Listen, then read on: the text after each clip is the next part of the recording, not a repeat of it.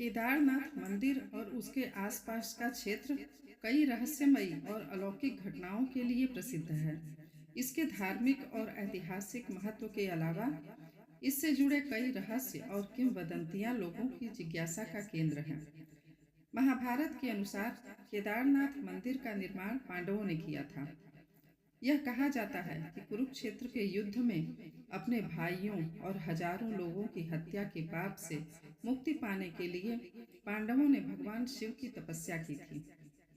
शिव जी पांडवों से नाराज थे और उनसे दूर जाने के लिए भैंस का रूप धारण कर लिया। भीम ने शिव को पहचान लिया और उन्हें रोकने की कोशिश की। इस दौरान शिव का शरीर 5 भागों में बट गया और उनके कंधे का भाग केदारनाथ में स्थित है। केदारनाथ धाम न केवल धार्मिक महत्व का स्थान है, बल्कि यहाँ घटित होने वाली अलौकिक घटनाएं इसे रहस्यमय बनाती हैं।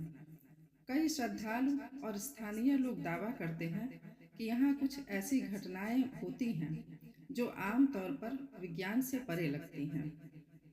केदारनाथ मंदिर समुद्र तल से 11,755 फीट की ऊंचाई पर स्थित है।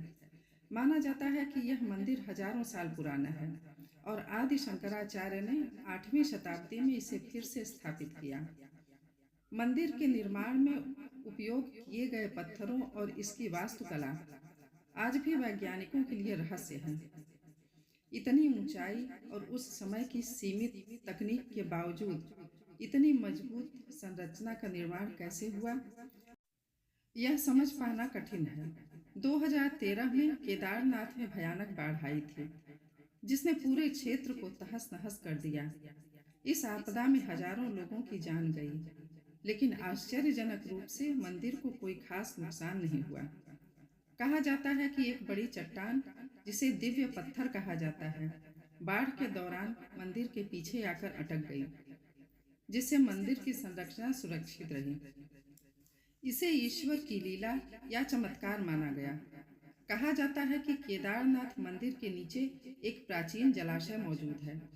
वैज्ञानिकों का मानना है कि यह जलाशय बाढ़ या भूकंप जैसी आपदाओं से मंदिर को बचाने के लिए बनाया गया था। यह तकनीक हजारों साल पहले कैसे विकसित की गई, यह एक रहस्य है। मंदिर के पीछे आदि शंकराचार्य का समाधि स्थल है। कहा जाता है कि उन्होंने 32 वर्ष की आयु में यहाँ पर महासमाधि ले ली थी।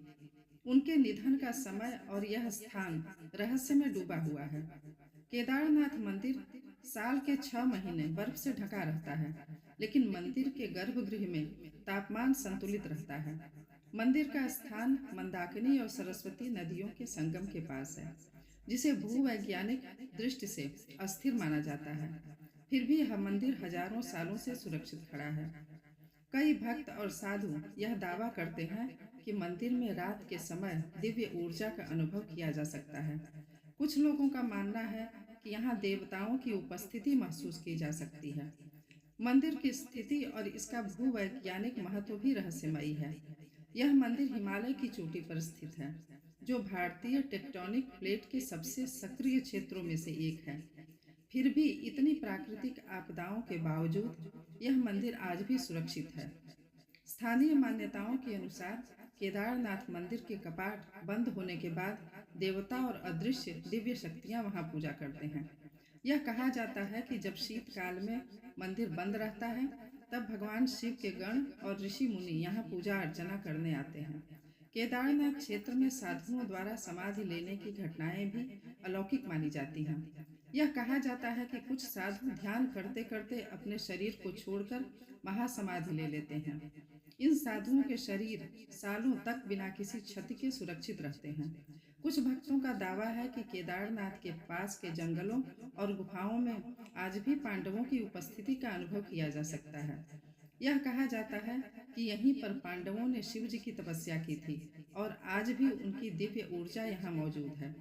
मंदिर हर साल कई महीनों तक बर्फ में डूबा रहता है, लेकिन इसके भीतर का गर्भगृह और शिवलिंग कभी भी क्षतिग्रस्त नहीं होते। यह घटना कई बार भक्तों के लिए चमत्कार की तरह प्रतीत होती है। कुछ लोगों ने यह भी कहा है कि रात के समय जब मंदिर बंद होता है, तब वहां घंटों की आवाजें सुनाई देती हैं। ऐसा माना जाता है कि यह दिव्य शक्तियों की पूजा का संकेत है। मंदाकिनी नदी के प्रवाह को भी अलौकिक माना जाता है। यह नदी बेहद खतरनाक क्षेत्रों से गुजरते हुए भी केदारनाथ में शांतिपूर्वक बहती है। केदारनाथ क्षेत्र में कई योगियों और साधुओं के बारे में कहा जाता है कि वे सैकड़ों वर्षों से यहाँ तपस्या कर रहे हैं। कुछ लोगों ने इन योगियों को देखा है, लेकिन उनके अचानक गायब हो जाने की भी घटनाएं हुए हैं। केदारनाथ के ये रहस्य और अलौकिक घटनाएं इसे न केवल एक धार्मिक स्थल बल्कि आध्यात्मिक और रहस्यमय ऊर्जा का केंद्र बनाती हैं। यह स्थान आस्था, भक्ति और दिव्य अनुभवों का अद्भुत संगम है।